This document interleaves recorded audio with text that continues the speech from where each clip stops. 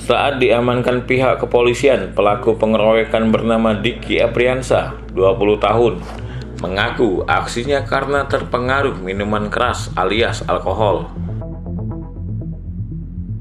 Pelaku merupakan salah satu dari 3 tersangka yang menyebabkan tewasnya Farel Anggara Putra dalam aksi tawuran kelompok remaja di Palembang.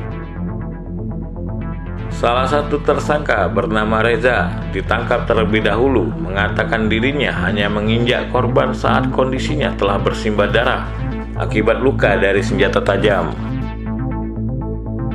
Sementara Diki Apriansa dan Iqbal yang ditangkap setelah polisi melakukan pengembangan penyelidikan memiliki peran membacok korban secara bergiliran menggunakan celurit.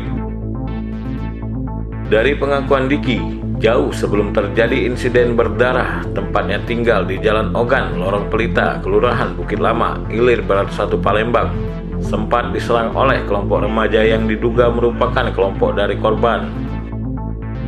Karena kesal dan ingin membalas ini, pada malam tawuran terjadi, ketiga tersangka mendapat informasi melalui pesan DM oleh rekannya bahwa kelompok korban akan melintas di Jalan Demang Lebar Daun. Diki mengaku tak ingat siapa saja yang ikut menganiaya korban sehingga mengalami banyak tusukan dan sabetan senjata tajam. Ia sendiri mengaku sempat membacok korban bergantian dengan Iqbal yang sudah sejak awal membawa satu bilah celurit dengan nama CR02. Kapolsek Ilir Barat 1 Kompol Rian Suhendi melalui Kanit Reskrim Ibtu Apriansa mengungkapkan, tak menutup kemungkinan, kini polisi juga masih melakukan penyelidikan atas terjadinya aksi tawuran antara kelompok remaja yang diduga berjumlah 100 orang lebih.